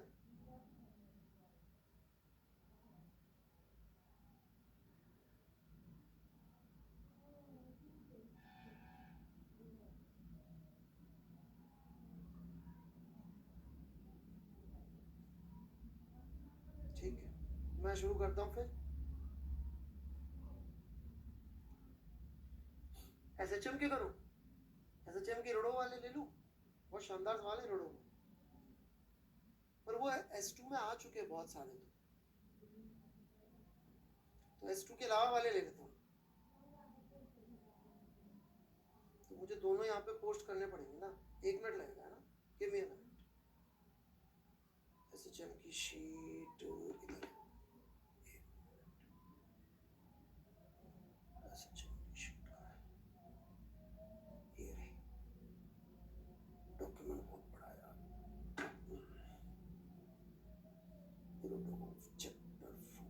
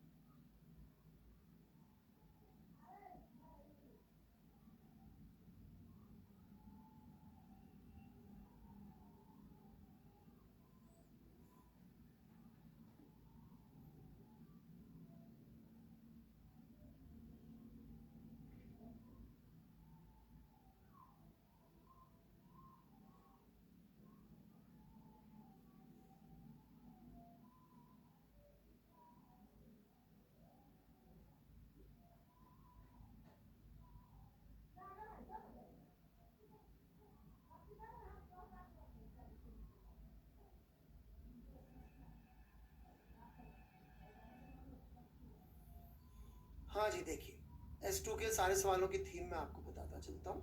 अरे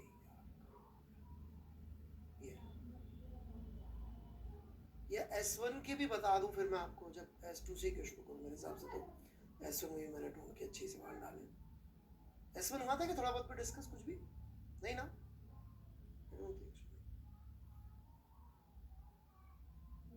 ये देखिए एवरेज स्पीड वाला सवाल है, फेजर से जल्दी होगा। प्लीज इसको फेजर से ही करिएगा, बिना फेजर की भी हो जाता है, but I will not advise you to do that. Please use phasor only. ये सवाल मैक्सिमम डिस्टेंस वाला कल करा दिया था शायद, ठीक है।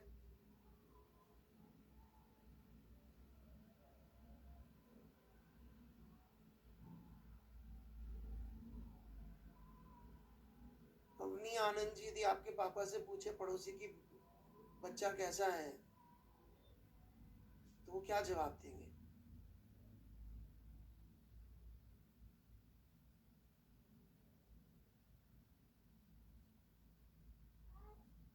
क्लियर है ये?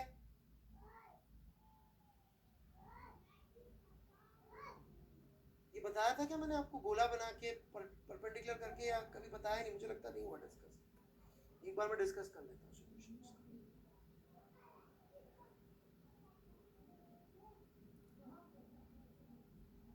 और उनको जवाब देना भी नहीं चाहिए, उनको क्या मालूम? नहीं, हाँ आपके बारे में पूछेंगे आप कैसी है, तो फिर एक पूरी रामायण शुरू हो जाएगी जो सुनने में शायद आपको अच्छी लगे, बुरी लगे। नहीं,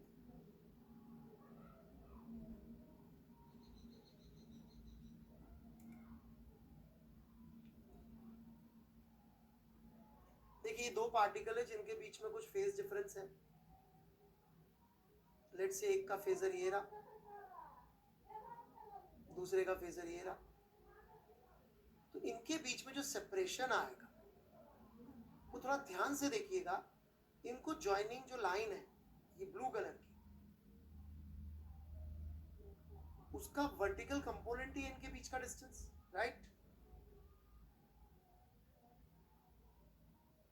और इनके बीच का ये जो एंगल है फाई, ये फिक्स रहेगा। तो इनके बीच में मैक्सिमम सेपरेशन कब आएगा? तो बड़ा आसान है सोचना। कब होगा? जब ये लाइन वर्टिकल हो जाए।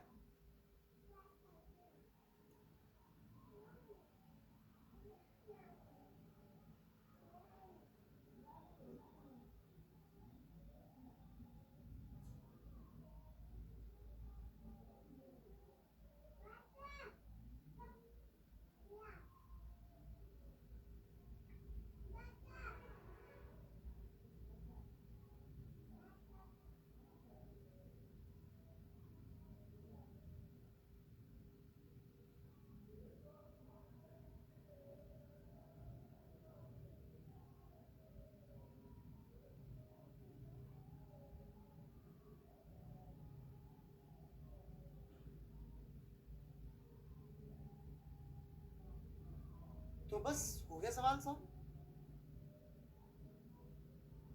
ये हो जाएगा आपका 5/2। तो कितना आ जाएगा आंसर? a sin 5/2 का ट्वाइस। क्लियर है बिल्कुल? फेजर से करना है इन सवालों को सॉल्व, बिना फेजर के नहीं करना है। बिना फेजर के भले ही आप सही आंसर ले आए हो, जो भी बिना फेजर के सही आंसर लाएगा वो बहुत परेशान होने वाला है आगे के चैप्टर्स में। आगे के चैप्टर्स में परेशान होगी, वहां पे phasor as a basic fact use होगा। ABCD आगे के चैप्टर्स की जब वेव साउंड वगैरह चलेंगे तब देखना, आप में से जिन लोगों ने फेजर नहीं यूज किया होगा ना, wave sound, wave optics, LC oscillation, AC, इतने सारे चैप्टर्स में ये as a basic theme use होता है। वो सब फिर मारे मारे भाग रहे होंगे इधर से उधर, मत बोलिएगा, मैं तो उस समय ही पढ़ा दूंगा दोबारा। और एक वो जिसे बोलते ना, एक पावर, एक फील आना कि यार मेरे को चीजें आती है, वो नहीं हो पाएगा।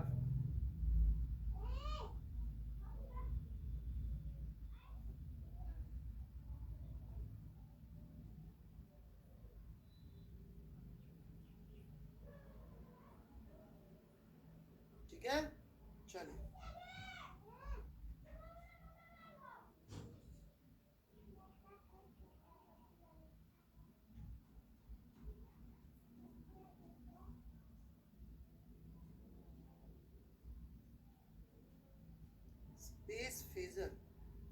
था, ओ था,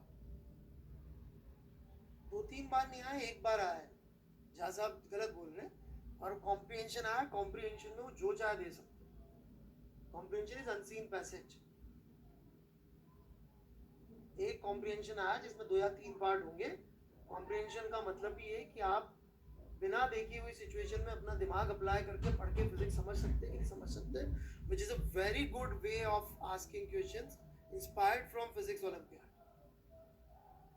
आई लव इट। मेरे को तो पहले, अभी तो थोड़ा सा कम टाइम दे पाता हूँ मैं इन सब कामों में, नहीं तो जब स्पेसिफिकली जेई में सब नए तरीके आए थे तो मुझे तो कॉम्प्रिहेंशन में बहुत मजा आता था। पता नहीं कहाँ कहाँ से मूवीज से उठा उठा के कॉम्प्रिहेंशन बनाया।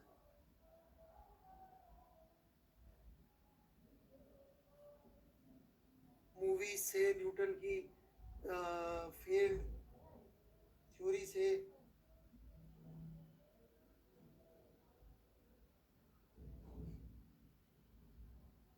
नहीं नहीं जा सकता बॉलीवुड मूवी तो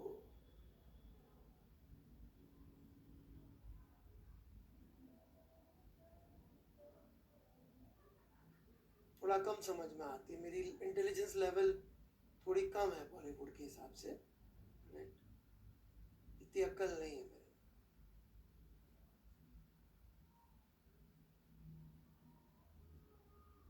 बढ़े आगे, चलिए। Now this is a beautiful question. In fact मैं यहाँ से आपको सीधा इसी क्वेश्चन के दूसरे वर्जन तक लेके जाता हूँ। इक्विलिब्रियम पोजीशन निकाल दो, ऑसिलेशन करेगा, टाइम पीरियड निकाल दो। देखो oscillations body body equilibrium position is simple harmonic and it's time period निकाल दो, सब दे रखा है, ठीक है। मैं आपको लेके जाना चाहूंगा, एक बड़ा प्यारा सवाल था एसएचएम का, जो बिल्कुल जेई की फिलॉसफी से भी मैच होता है।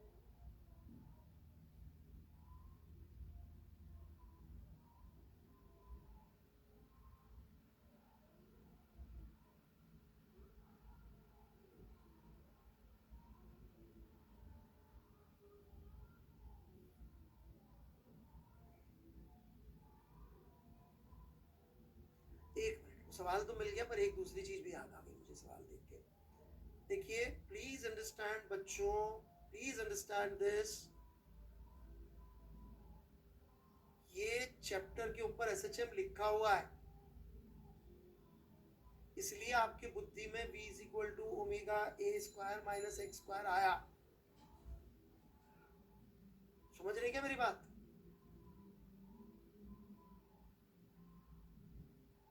ये सेम सवाल में यदि मैं एक दो चीजें उठा दूं, जैसे ये उठा दूं, उड़ा दूं, राइट, ये भी उड़ा दूं, ये भी उड़ा दूं, इसकी जगह कुछ ऊल जलूल बातें करूं। ऊल जलूल बातें कैसे कि x इज इक्वल टू, अब एम्पलीट्यूड कितना है, 3 है ना, 1 सेंटीमीटर से x is equal to -2 centimetre पे जाने में इतना टाइम लगेगा। यदि सवाल में ये दे दूं सीधे उठा के इंटीजर, तो मैं गारंटी से कह रहा हूं हिंदुस्तान के 99.999% बच्चे ये सवाल करते हुए एसएचएम उनको ध्यान भी नहीं आएगा। ये सवाल की वैल्यू जो है ना इतनी कम हो गई है बिकॉज एसएचएम की शीट में इसी सवाल को मैं टेस्ट में दूंगा तो सीधे ऐसे करके दूंगा, पता भी नहीं पड़ेगा फेजर यूज करना है।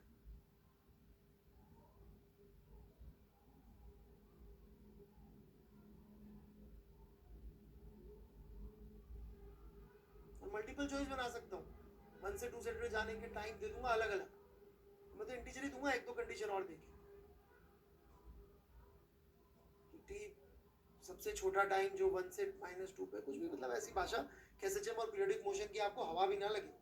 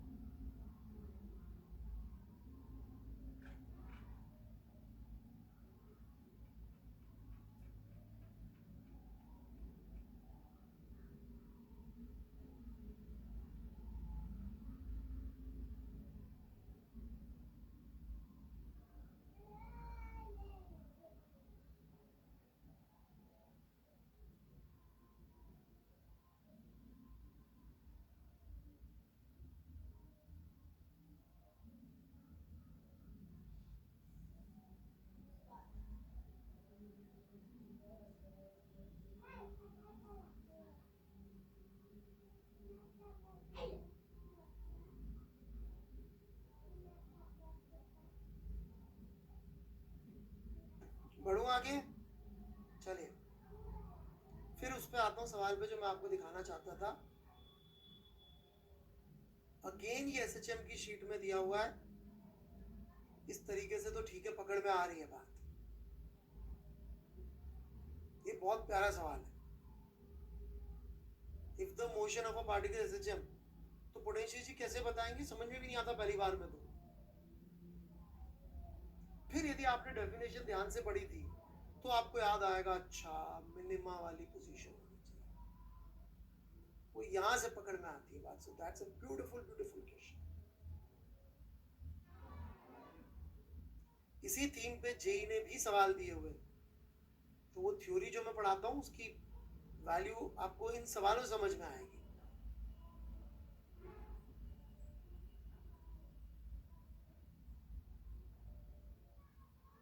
ये एडवांस में आया है, एक से ज्यादा बार आया, ये देखिएगा। ये तो खैर जेई वालों ने बेवकूफ बनाया था, पर दिया पोटेंशियल जी का फंक्शन करके ही है, देख सकते हैं आप लोग। ठीक है, बेवकूफ ऐसे बनाया था क्योंकि मतलब कुछ part of it is solve by dimensional analysis. ठीक है, तो ये आप देख सकते हैं पोटेंशियल जी के फंक्शन पे बेस्ड है। ये सवाल की आप बात कर रहे थे झा साहब शायद, या कोई बात कर रहा था इस सवाल की। ऑलराइट, तो कॉम्प्रिहेंशन है, कॉम्प्रिहेंशन में तो जो चाह दे सकते हैं।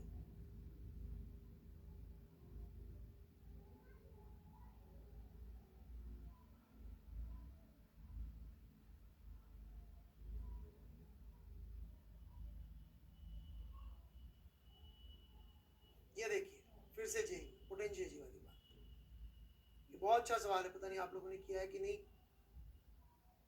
बहुत डिफरेंट टाइप के सवाल होते हैं।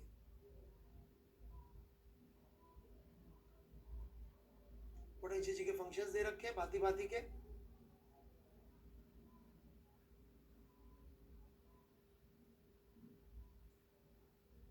और ये देखिए ये टी वाला ऑप्शन, थोड़ा बहुत एस वाला भी है काम का, बट टी वाला बड़ा जबरदस्त है।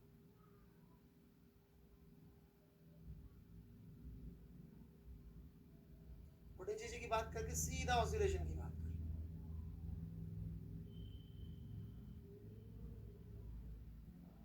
तो ये जे की मतलब वो फिलॉसफी जो कई बार लोग समझते नहीं है, वो सीधे एसएचएम के नाम पे x is equal to a sin omega t plus phi से शुरू करते हैं।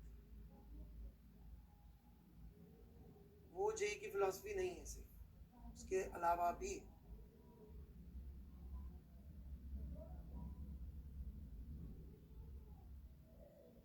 चलिए वापस S1 पे चलते हैं हम लोग।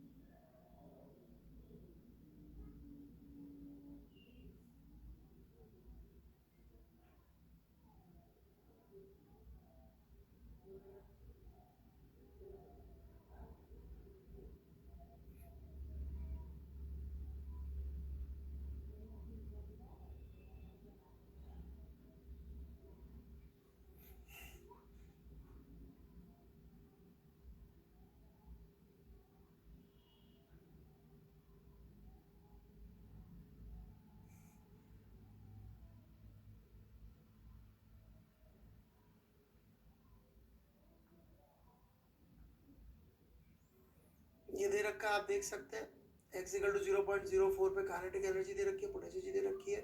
एम्पलीट्यूड निकालने के लिए इसमें यदि मुझे सही याद है तो शायद 0.9 से नहीं आता आंसर, क्योंकि ये यू नॉट वाला सवाल है, हो सकता है मैं भूल गया हूँ। क्या ऐसा वाला है क्या सवाल? लिया तो मैंने इसीलिए होगा सवाल, ऐसा नहीं है तो बहुत अच्छी बात है, ऐसा है तो बहुत डेंजरस है, नहीं तो लोग क्या करेंगे, सीधे इनको जोड़ के हाफ के ए स्क्वायर लिख देते, जो कई बार काम करेगा कई बार काम नहीं करेगा। तो ये बड़ा चक्कर वाला सवाल है उस तरीके से।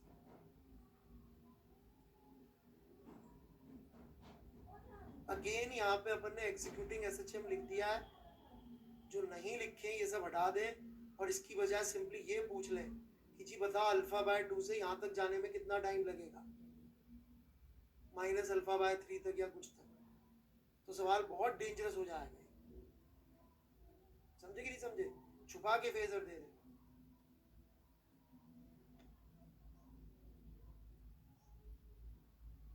Take care of these things, identify करना सीखिए। a is equal to minus omega square x का शेप दिया है, या v is equal to omega under root A square minus x square दिया, और से बात वीक ही नहीं है, आगे जाके सेम इक्वेशन चार्ज के लिए भी आ जाती है, करंट के लिए, कि current square is equal to, पढ़ाते हुए बताया था वैसे मैंने, मुझे याद है ऐसा।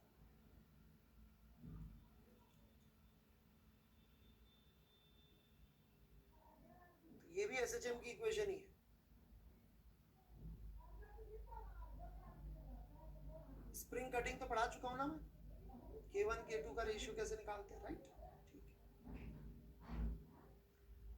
ये बहुत सुंदर सवाल है 7th, क्योंकि इसमें क्या होता है, वो फेजर में गायब होके इधर प्रकट हो जाता है। मैं बता देता हूं एक बार, बिना फेजर के यदि आप लोग कर रहे हैं तो बहुत गलत कर रहे हैं, मैं बता रहा हूं बार बार ये चीज। मान लीजिए ये अपन ने मीन पोजीशन ये है, राइट, एम्पलीट्यूड √2 है, तो ये, और ये हो जाएगा आपका बेसिकली a/2, राइट, और लेट्स से ये पॉजिटिव पोजीशन, तो इसका मतलब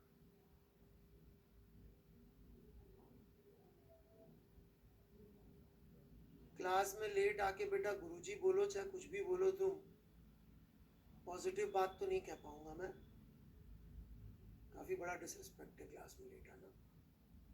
लेट आना मतलब लास्ट के 2 मिनट में आके नमस्ते करना, स्टाइल बहुत बढ़िया है, इससे हो सकता है कोई बेवकूफ सा इंसान इंप्रेस हो जाए। तो यहाँ था और नेगेटिव डायरेक्शन में जा रहा था, राइट। अभी क्या हुई, जैसे ये यहाँ से यहाँ पहुंचा, यहाँ से यहाँ पहुंचा, टक्कर होती है तो पोजीशन तो वही है टक्कर होने पर वेलोसिटी उल्टी हो गई, तो इसका मतलब फेजर यहाँ से गायब होकर सीधे यहाँ प्रकट हो गया होगा, मतलब ये पूरा हिस्सा is gone now.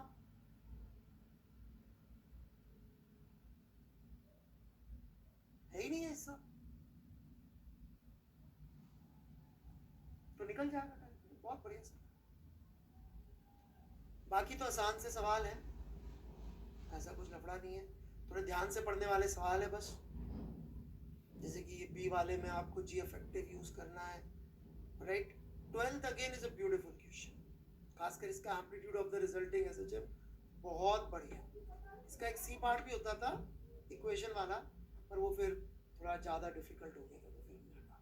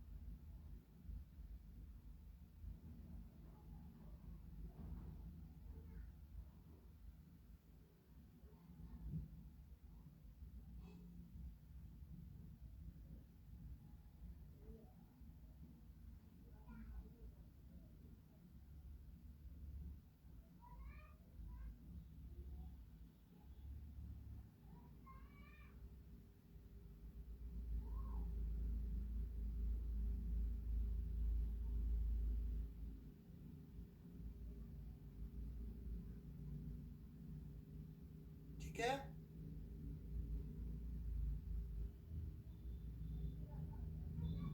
Equation of SHM, हाँ यही था जा साहब, बिल्कुल।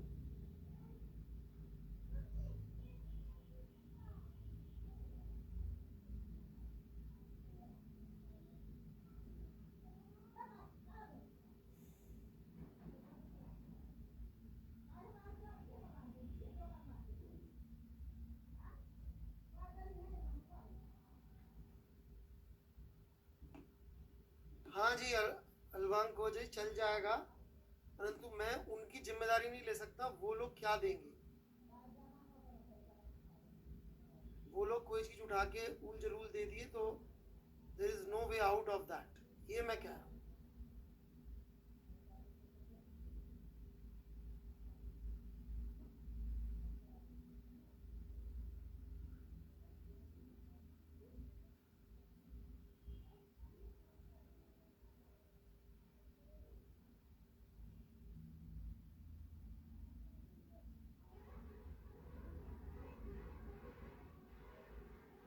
आगे? चलिए जी, फेजर डायग्राम एक दिखा दो प्लीज। किसका दिखा दो? 7th क्वेश्चन का। ओके, ये लीजिए, ये देखिए।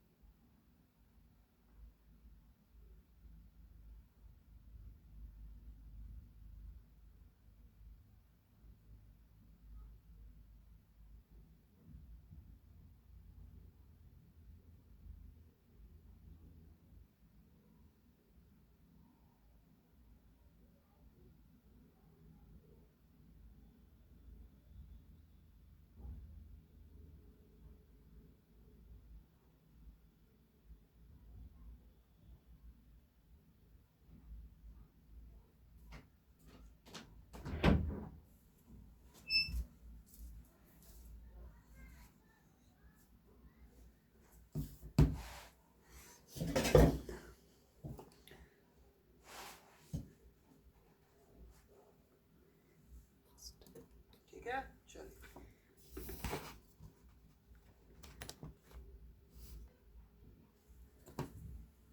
ये भी आप एनर्जी से करेंगे तो जल्दी सॉल्व हो जाएगा।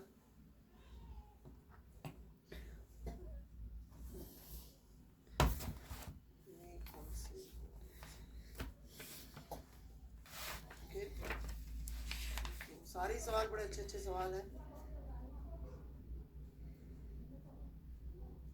एक ये बड़ी इंपॉर्टेंट चीज है, देखिएगा। The physical shape of the disc, the pendulum swings about the axis perpendicular to the plane of the disc. यहाँ पे ये लिखा हुआ है।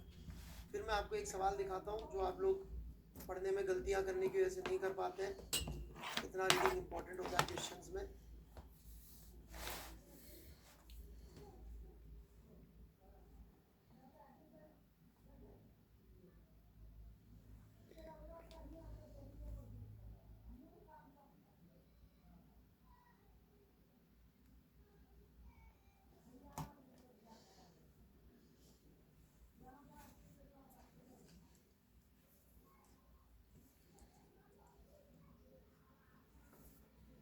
ये देखिए 43, ध्यान से पढ़िए इसको, पढ़ के चित्र बनाइए इसका।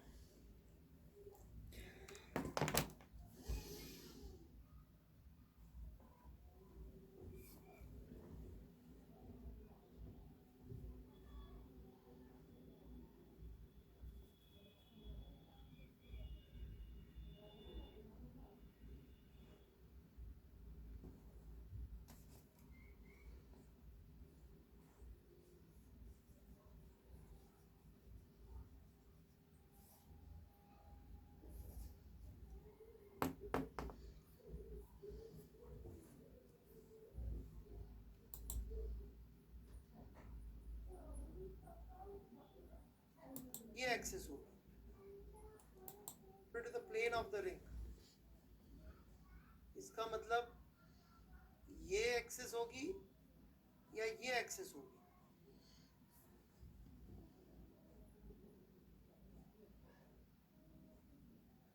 ये होगी।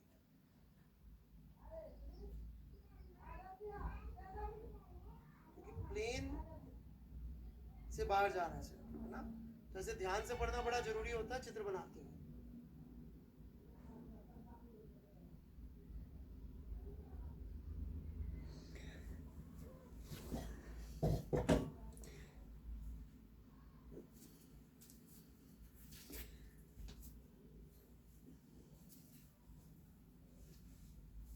ठीक है, चलो।